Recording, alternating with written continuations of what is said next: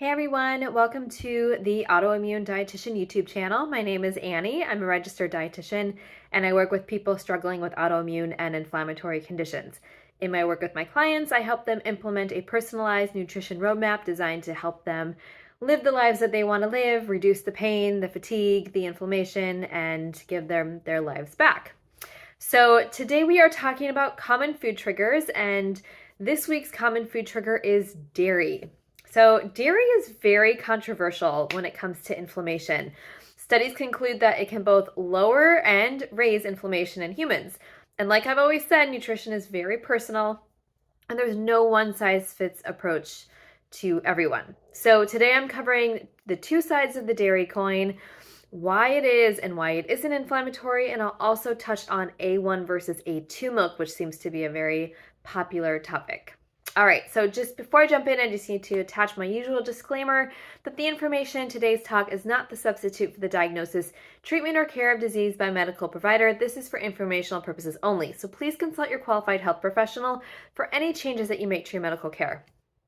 All right, so why does dairy help inflammation? So dairy has a lot of really amazing nutritional qualities. First of all, you've heard me talk about the omega-3 to omega-6 ratio, and dairy has a very low omega-6 to 3 ratio at 2 to 1, which is really helpful in lowering inflammation. To put that in perspective, the standard American diet omega-6 to omega-3 ratio is somewhere between 18 or 30 to 1.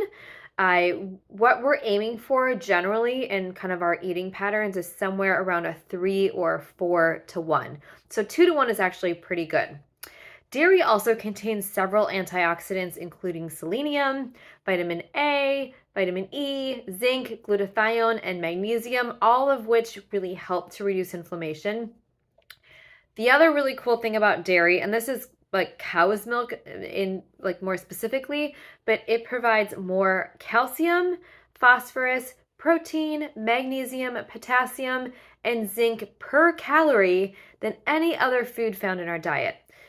In addition, full-fat dairy is the leading source of vitamin K2, which is really important not only for blood clotting, but also K2 helps to mobilize vitamin D3 and get it into your bones for better absorption.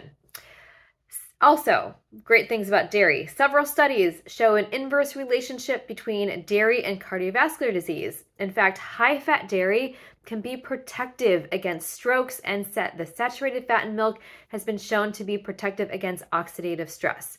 So please, if you're going to do dairy, opt for like a full fat or a low fat version. Do not go to the skim version, the no fat. Those fats in dairy are really important and can be very protective for you. Lastly, dairy can be great for our gut microbiome. The combination of those saturated fats plus micronutrients is really beneficial for the bacteria in our gut. So why is it inflammatory? It has all these amazing nutritional qualities. Why do people tend to either react to cow's milk or just really cause them to be inflamed? Well, cow's milk, especially if it's not organic, may be contaminated with pesticides, hormones, and antibiotics, which can negatively affect your gut and trigger inflammation. In addition, all of those things can just add to your toxic burden and place more stress on your liver. Cow's milk contains growth factors, which actually may suppress those amazing antioxidants that it has in it and increase cellular inflammation. And then lastly, people who have celiac disease or non-celiac gluten sensitivities may also react negatively to casein, which is the main protein in dairy. So people just really need to be careful about, especially if they do have an existing autoimmune disease, they may react to dairy negatively, especially if they have a gluten sensitivity. Okay, so what about A2 milk? I feel like it was all the rage a while ago. Things have calmed down a little bit on it, but it's still a little bit confusing to people. So I wanted to kind of break down what is A2 milk versus A1 milk. So A1 and A2 are protein variants within the casein molecule. Cow's milk contains both A1 and A2 proteins. The difference between the two variants comes down to how the amino acids link together, which ultimately affects how they are broken down and digested. So most commercial grain-fed cows are bred to produce more milk, and they tend to also have higher amounts of A1 proteins in their milk. A2 milk generally comes from goat, sheep, older cows, and or cows that may be grass-fed. Or, and sometimes there's a combination of A1 and A2. A2 might be more prevalent in these milks than A1.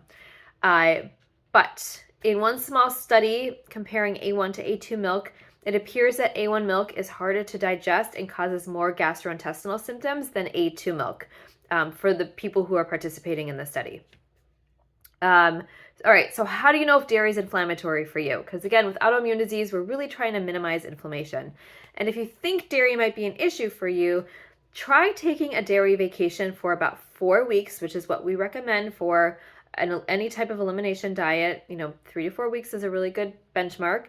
And monitor your symptoms. Notice if you feel better without dairy or if you don't. And if you do, maybe dairy is an issue for you. And again, it's important to note at the end of the 4 weeks, you should add it back in to, again, see how it makes you feel.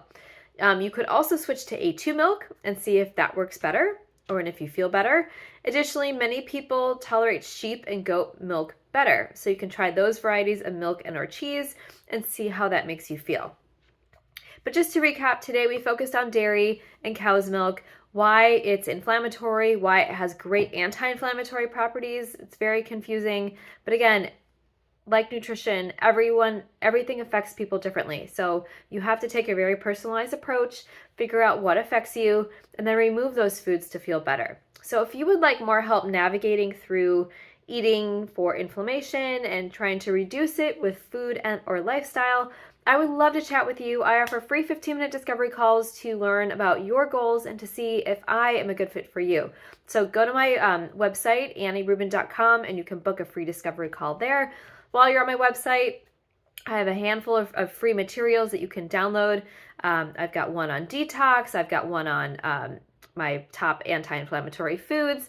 So there's a lot of information out there that you can get for free. So feel free to check those out. I also have a very extensive blog.